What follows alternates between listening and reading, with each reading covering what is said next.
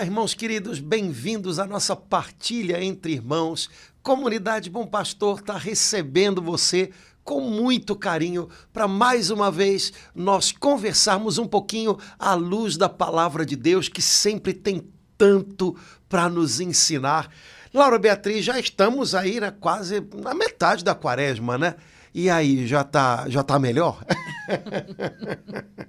Eu acho que sim, Padre Antônio. Tem muita coisa para melhorar ainda. Eu fiquei, assim, de uma forma particular tocada. Não sei se o senhor vai gostar.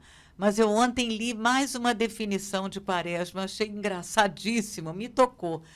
Que, sabe quando o feirante precisa fazer uma promoção para ter novos clientes? Então, ele disse, é um leigo católico, que quaresma é o céu em promoção. Deus vai arranjar todos os meios e recursos para atrair mais filhos. Então, ele vai fazer uma promoção. Quaresma é o céu em promoção. Então, vai atender aquele pedido que você, há muito tempo, vai arranjar um jeito de você perceber que aquilo que você cai há 18 anos, ele pode dar um jeito ali. Então, eu fiquei encantada. Quaresma é o céu em promoção. O senhor gostou? Nunca preciso digerir. Eu imaginei, Padre Antônio. Nunca pensei desse jeito, Gostei. mas vou guardar no coração. Gostei. Pois é, Laura, então aproveitando que está em promoção, vamos aproveitar. Eu acho que seria muito legal a gente voltar em alguns detalhes das leituras da Palavra de Deus do domingo, terceiro domingo, né? Domingo passado, porque há umas coisas muito assertivas, né? Seja no Salmo responsorial, que é tão bonito, seja na segunda leitura, que tem um detalhezinho ali que eu acho que é uma dica de sempre e, ao mesmo tempo, é de sempre, porque a gente tem muita dificuldade nisso, né? Uhum. Parece que a palavra de Deus no domingo deu algumas ordens para a gente, né? Uhum. Os verbos apareceram de maneira imperativa, né? Uhum. No Salmo, que era o Salmo 102, né? Uhum. O verbo era bendize, bendize, ó minha alma, bendize. E na segunda leitura, que é um trechinho da primeira carta aos Coríntios, São Paulo diz, não murmureis. Esses dois verbos aparecem de maneira enfática, né? Me parece que é uma ordem, bendizer ao Senhor, e o Salmo dá um monte de dicas sobre como bendizer ao Senhor, né? Porque nem sempre para a gente é fácil, às vezes, bendizer, louvar, é um desafio para o nosso coração, né?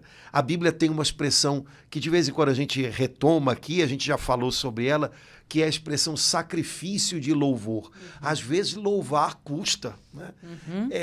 E por outro lado, a ordem enfática de Paulo é não murmureis, porque nesse ponto parece que a gente é levado a encontrar sempre um motivo para murmurar, sempre um motivo para reclamar, sempre um motivo para, né, conversar um com o outro sobre aquilo que é negativo, né?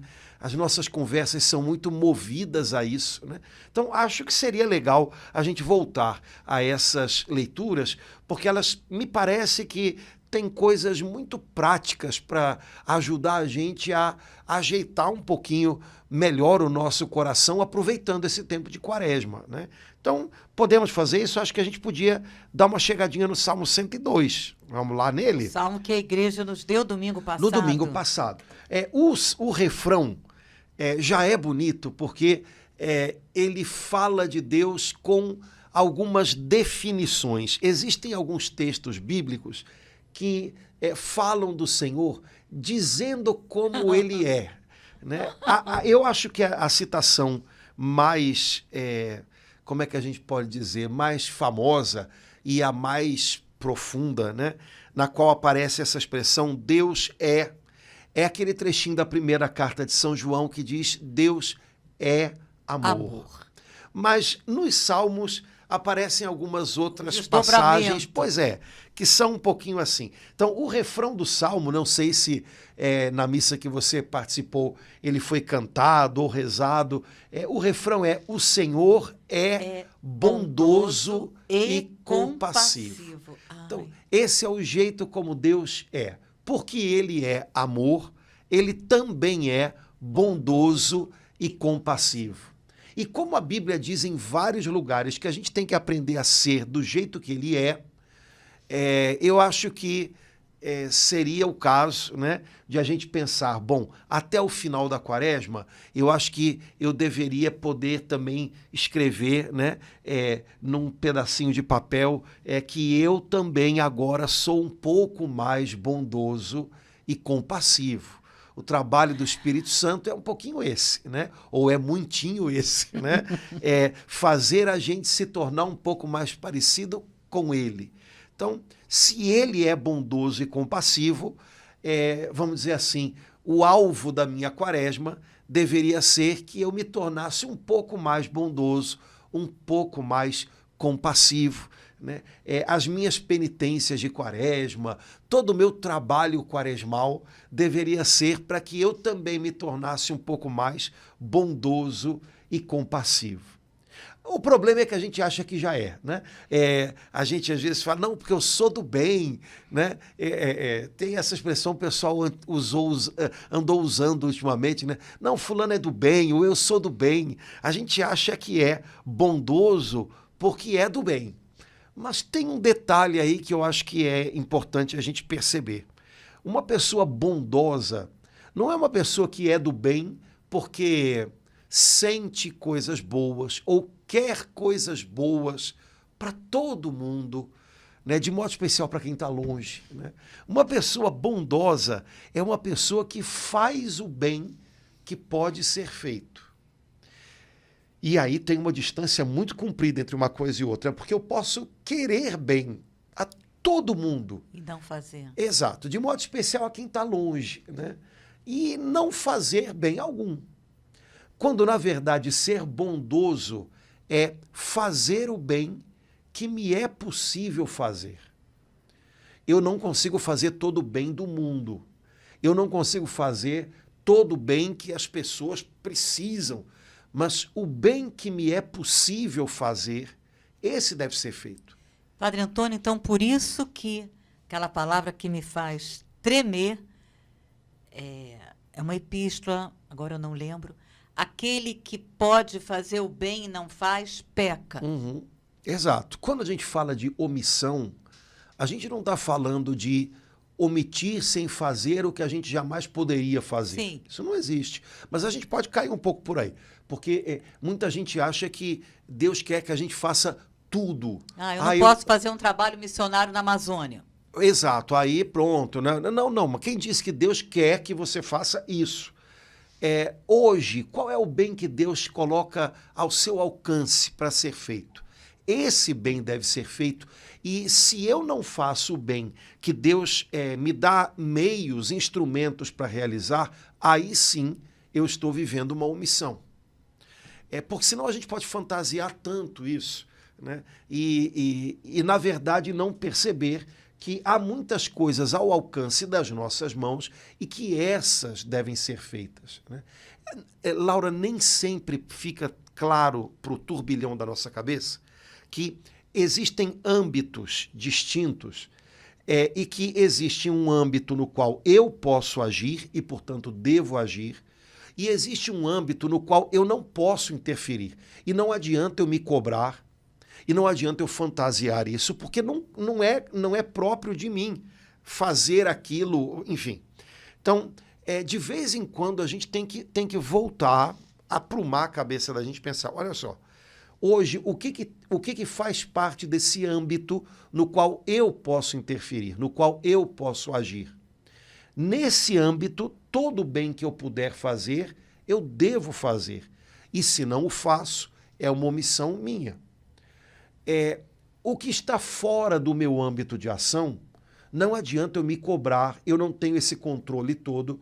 Então não adianta eu ficar também, sabe, criando exigências que não existem, ou me culpabilizando, né, ou imaginando uma onipotência que eu não tenho. Agora, o que tem a ver com o meu âmbito de ação e definir isso é muito importante. Aí, nesse âmbito, o bem que me cabe, eu devo fazer. Padre Antônio, me lembrando aqui de uma das orações hoje de Laudes. Então, assim, eu tendo a chance, tanto na minha família, ou no meu ambiente de igreja, ou de amigos, em nenhum desses 3 ambientes tem pessoas idosas que já não têm mais condições, como tinha alguns anos atrás, de participar das atividades, tanto familiares como de igreja. Então, assim, aí, há algum tempo, desde o início da quaresma, desde a quarta-feira, disse, puxa, como é que está fulano? E eu deixo isso passar. Já me veio na quarta-feira de cinzas, depois veio na primeira semana, mas eu tenho tanta coisa para fazer, eu queria ter ligado para esse idoso, eu podia ter ligado. E aí, é por aí, então, padre? É mais ou menos.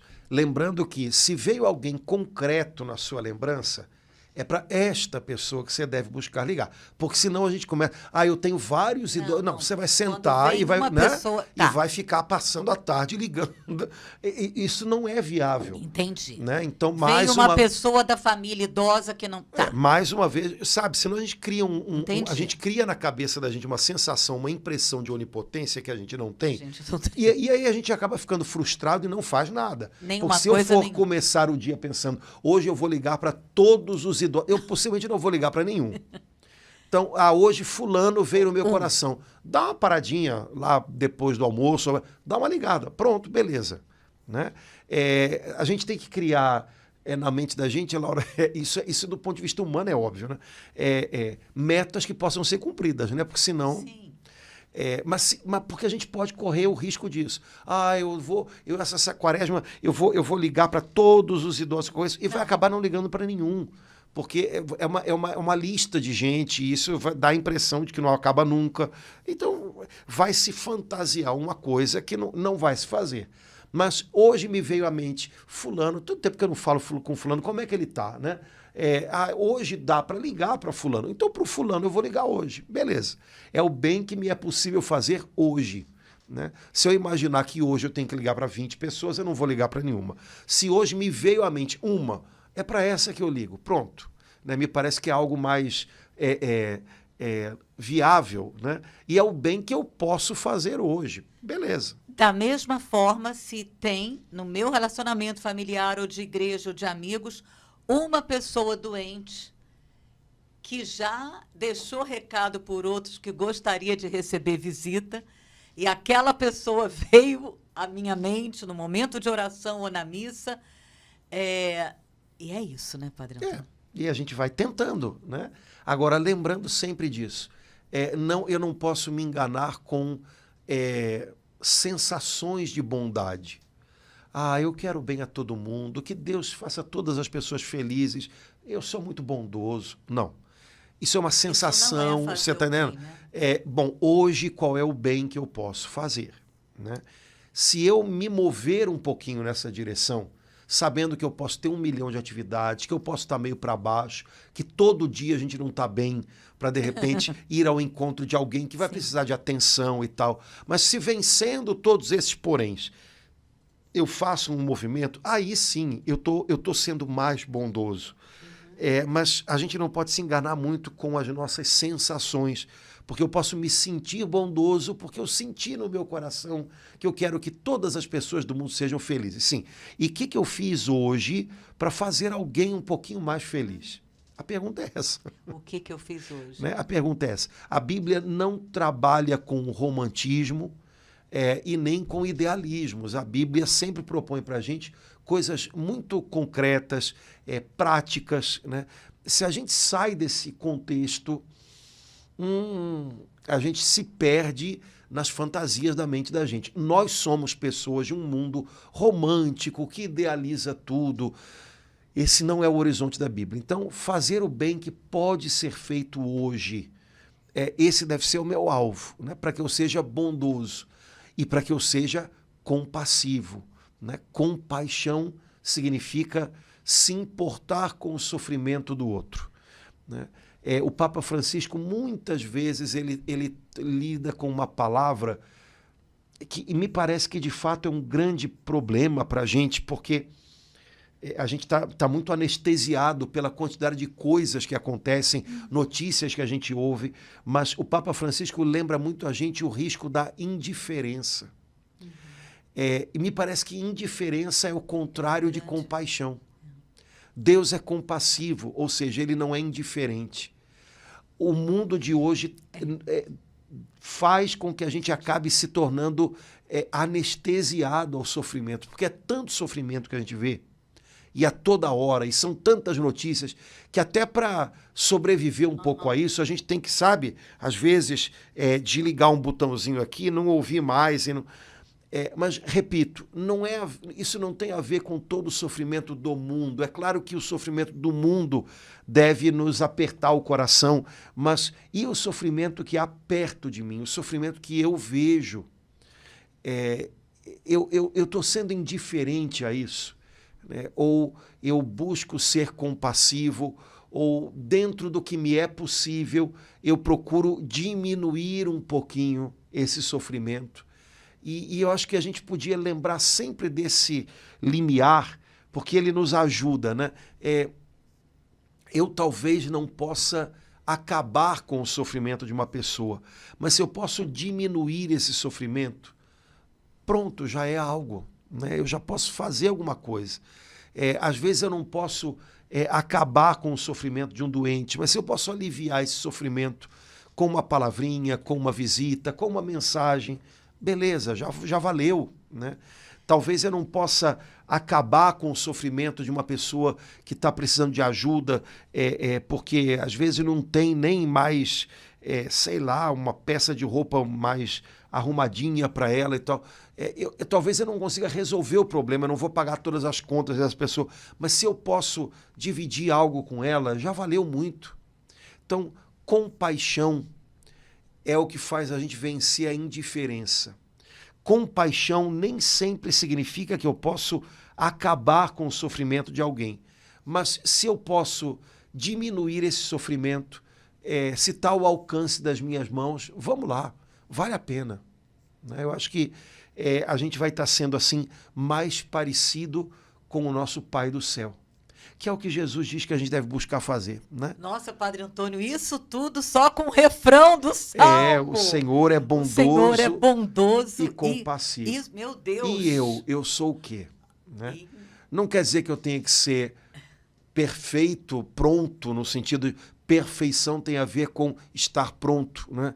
Perfeição é algo que a gente deve buscar, a gente deve tender a, né? Jesus diz: sede perfeitos como é perfeito, ou seja, busquem sempre estar se aprontando, né? Um dia, quando a gente estiver nas mãos dele, a gente vai estar pronto, né? Não perder de vista esse horizonte. Mas o horizonte é uma coisa que eu nunca alcanço, mas eu devo tender sempre para ele. Hoje, esse horizonte de ser como o Pai Celestial o Salmo me apresenta dessa maneira: ser bondoso e compassivo, fazer o bem que é possível que seja feito e não ser indiferente. Se eu lutar por isso, já vai estar valendo a pena, né? Aquela palavra que eu acho que é em Atos, Jesus passou a vida fazendo o bem. Eu acho que isso que o senhor abordou, eu vejo como a grande tentação hoje. De uma forma geral, as pessoas, inclusive pessoas totalmente fora da igreja, se veem como pessoas boas, né? E a indiferença está ali escondida, mas visível, claro. Então, acho que a grande tentação, Padre Antônio, eu vejo que nós corremos é a indiferença, que a gente acaba... Então, só esse refrão desse salmo já nos faz assim, já nos leva, o Senhor é bondoso e compassivo. Já nos leva assim, já toca o nosso coração e nos leva a ver exatamente como o senhor perguntou, eu sou o quê? o que eu tenho feito, assim, né? Como expressão da bondade de Deus, né? E da compaixão de Deus. É interessante nessa passagem que você lembrou de uma pregação do apóstolo Pedro em Atos, né? Ele resumiu toda a vida de Jesus basicamente nisso, né? Passou fazendo o bem e libertando aqueles que eram, mas passou fazendo o bem. Eu acho que a maioria de nós hoje, católicos, né? Pelo menos os que estão mais envolvidos na igreja, achariam essa uma frase tão pequenininha, tão, né? Não, tinha que ter. Ele passou, sei lá, ele passou macerado pelas penitências, ele passou totalmente absorvido pelas realidades espirituais, ele passou realizando prodígios de fé.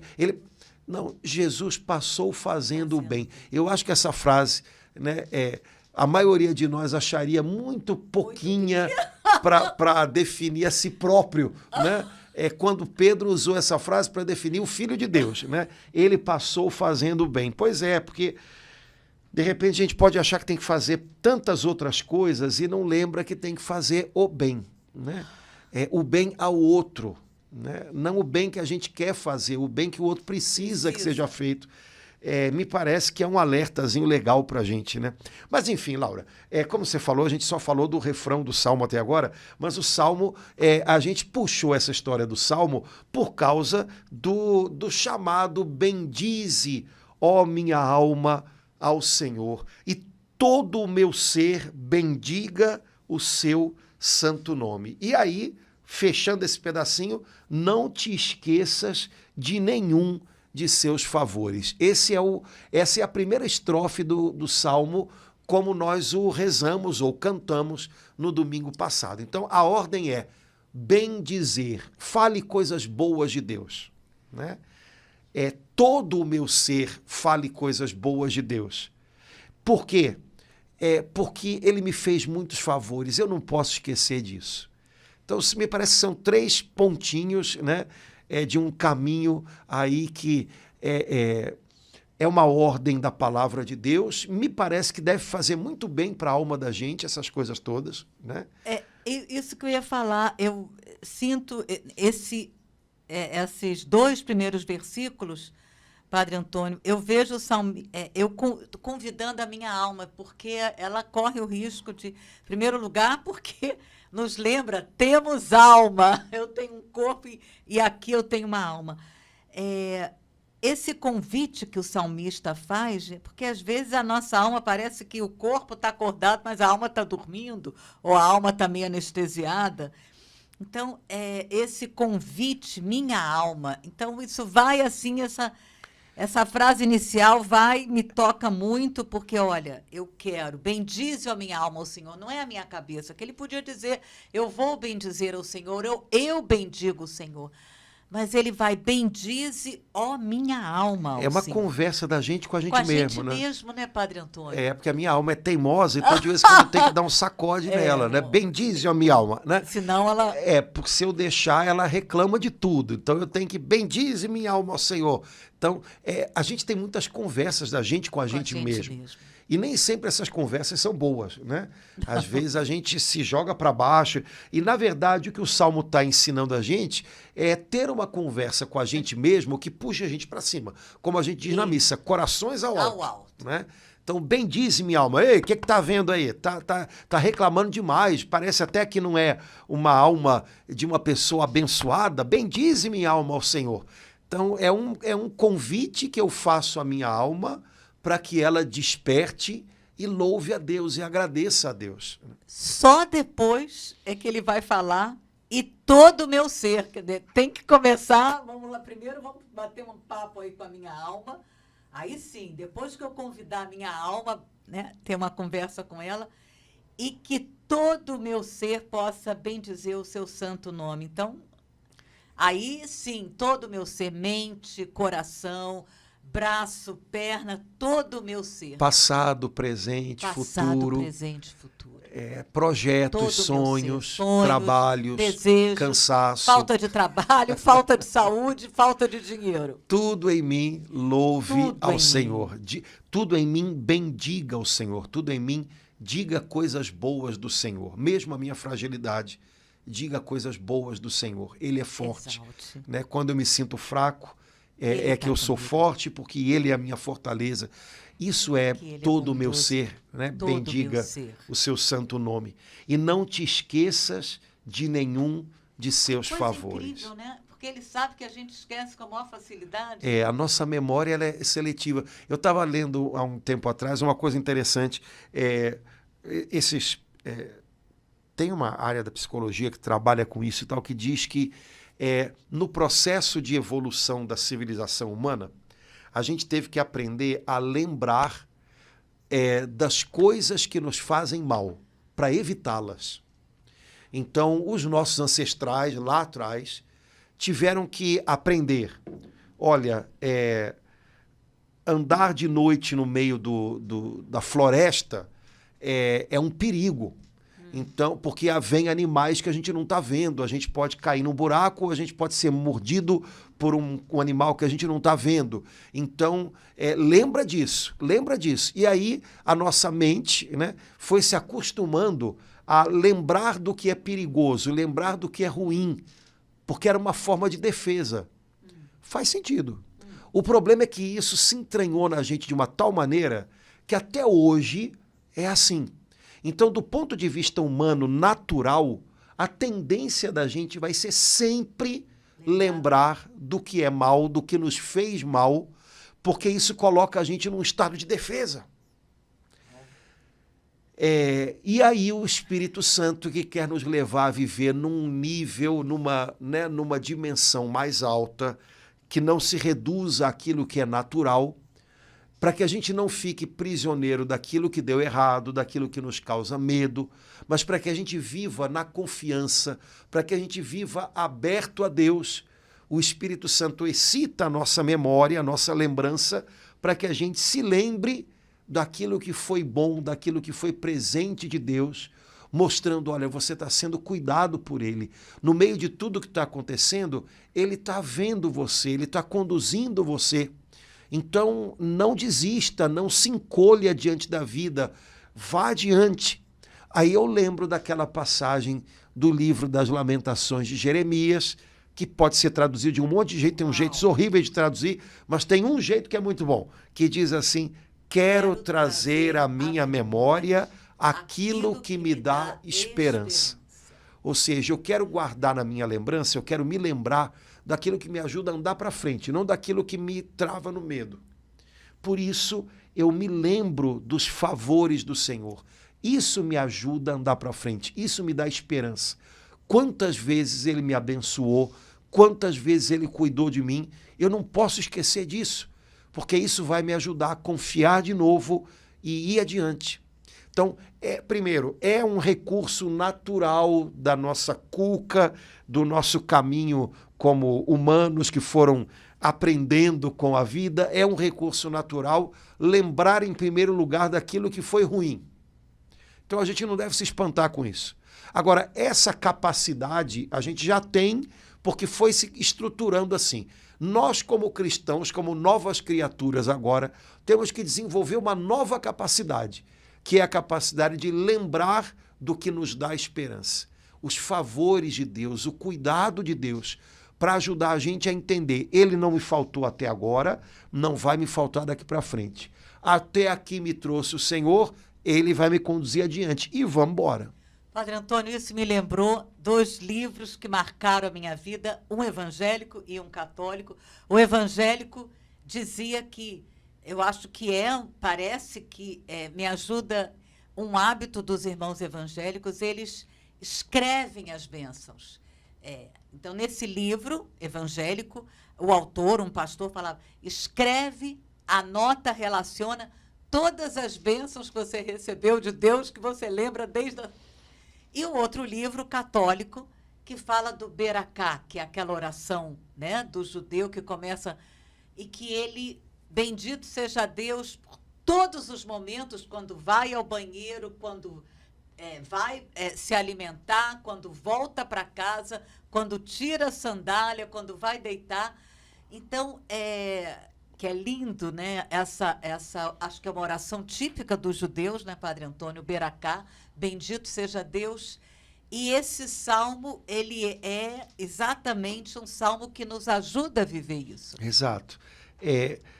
Eu vou criar que ambiente, né, dentro de mim e ao meu redor, se eu passar todo o tempo só lembrando das coisas doídas, difíceis, ou só enumerando aquilo que hoje para mim é complicação. Que ambiente eu crio dentro de mim e ao meu redor se eu faço isso? Que ambiente eu crio dentro de mim e ao meu redor se eu lembro das coisas boas que Deus me fez e daquilo que hoje eu tenho nas mãos como, vamos dizer assim, matéria-prima para começar a fazer algo melhor, para começar a viver algo novo? Eu acho que dá para a gente logo imaginar, né? Como é que vai ser uma atmosfera e como é que vai ser a outra, né? É uma decisão que a gente tem que fazer todo dia. Porque, no fundo, essas duas coisas a gente acaba fazendo, né? Ou a gente vai se acostumando a reclamar, brigar. Ao longo dessa semana que passou, eu vi alguma coisa na internet. Não parei para ver muito, eu não vou dizer que é a pura verdade, que é aquela história, né? Apareceu na internet, né? Mas me pareceu legal, porque era de uma revista que falava de ciências, mostrando, fizeram ali, sei lá, não sei, né, exames mostrando como a murmuração, a reclamação, ela faz mal para o cérebro da gente, ela configura a cabeça da gente de um jeito ruim, né? Eu imagino que se alguém agora quiser fazer o contrário, né, e tentar monitorar como é que o cérebro reage quando a gente louva, quando a gente bendiz a Deus, vai perceber exatamente né, o outro lado da história, como isso faz bem, né? Mas é uma decisão que a gente tem que tomar, né? As situações são o que elas são, a vida traz o que ela traz. Agora, o modo como eu me posiciono diante de tudo isso, isso já está no meu âmbito de ação, né? Então a gente começou falando justamente disso, né? Existem coisas que estão no meu âmbito de ação e existem coisas que não estão. Então muita coisa que me acontece não depende de mim, simplesmente chega. Começando até de um resfriado, ninguém planeja, hoje eu vou ficar resfriado. Não, mas chega, ele vem. Agora, está dentro do meu âmbito de ação, como é que eu vou administrar tudo isso? Como é que eu vou lidar com essas coisas? Uma das maneiras que eu tenho de lidar com tudo isso é o modo como eu falo do que me acontece, o modo como eu leio, né, o cuidado de mim, de Deus por mim nas situações. Então, esse pedaço está no meu âmbito de ação. Como é que eu estou fazendo com isso, né?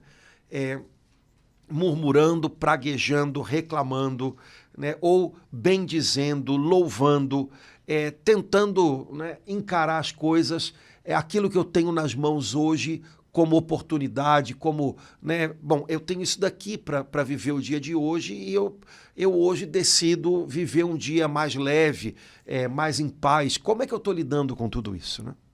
Padre Antônio, eu fico sempre com isso que o senhor falou, muito tocada. Por que naquele salmo que a igreja nos dá para começar o dia, o Salmo 94, é tão forte aquele versículo: não vos torneis endurecidos como naquele dia em que vocês se revoltaram e murmuraram.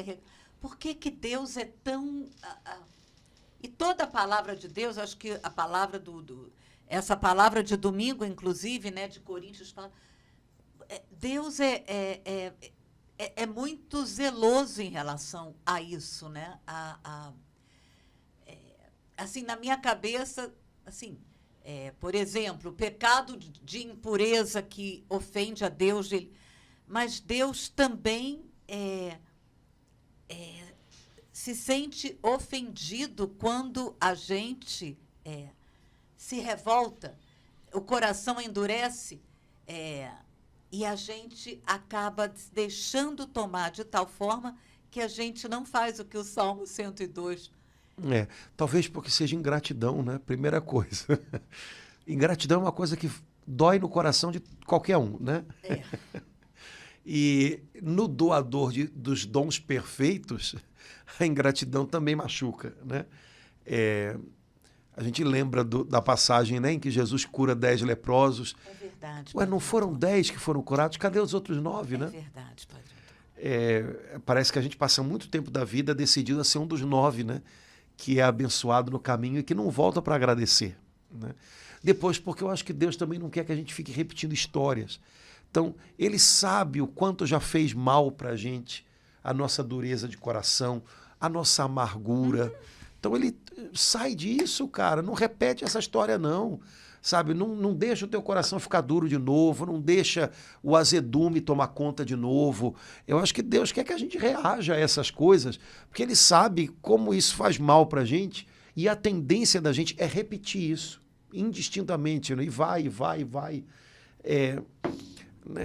Nosso Deus é um Deus que faz novas todas as coisas, né? Então, eu acho que talvez isso machuque o coração dele, né? Porque um pai não quer ver o filho caindo sempre nas mesmas coisas, repetindo as mesmas histórias de fracasso, enfim. Então, ele quer que a gente viva algo novo. Agora, para a gente viver algo novo, a gente tem que ter um coração aberto para o novo. E o que faz a gente viver a vida, e até a vida diária com a sua rotina, sem cair na mesmice, vivendo de fato algo novo, é essa consciência do quanto a gente está sendo cuidado por Deus, do quanto a gente está sendo agraciado por Ele todo o tempo, né? Eu um dia desse falei lá na igreja que eu estava meio jururu um dia e me mandaram um vídeo, eu não sei nem se eu mandei para você pela internet, de um senhor, nos Estados Unidos, ele é gari, ele está mexendo no lixo na rua, aí eu te mandei isso. Para um rapaz para entrevistá-lo, né? E aí o rapaz... o sorriso dele pois assim. O rapaz pergunta para ele, escuta, quando você morrer, se você for para o céu, o que você vai perguntar a Deus? E é interessante porque eu acho que a maioria das pessoas pensaria assim, um dia eu vou perguntar a Deus por que Ele me deixou passar por isso ou por aquilo? Por que ele fez aquela coisa naquele dia? Eu não entendi aquilo. E ele sorri e diz, eu vou perguntar a Deus, por que eu, Senhor? Por quê? Por que eu? Né? Para o Senhor me abençoar tanto, para o Senhor me fazer tanta coisa boa. E eu falei, cara, esse cara é um barato. Porque ele está ali, ele está, né, com roupa de frio, então deve estar frio, ele está na rua mexendo no trabalhando lixo, com porque lixo. ele é gari, né? E ao invés de, não, Senhor, por que eu, né? E aí o rapaz pergunta, e o que você acha que Deus vai dizer para você? Eu acho que ele vai dizer para mim, rapaz, você podia ter feito melhor, né? Porque você não viu quanta coisa boa que eu fiz na sua vida, você é um bobão, né? Eu te abençoei tanto, você não aproveitou tudo que eu te dei. Eu falei, cara, é isso. E né? um sorriso assim...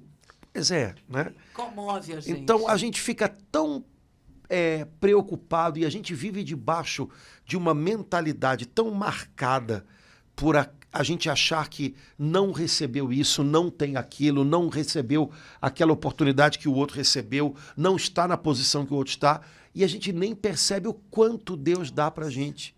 Quanta coisa boa, quanta chance Ele nos dá, e a gente não aproveita, né? Então, não esquecer de nenhum dos seus favores, talvez essa história comece um pouquinho antes. Reconhecer todos os seus favores. Porque quando a gente reconhece os favores de Deus, a gente tem a matéria-prima para viver coisas melhores.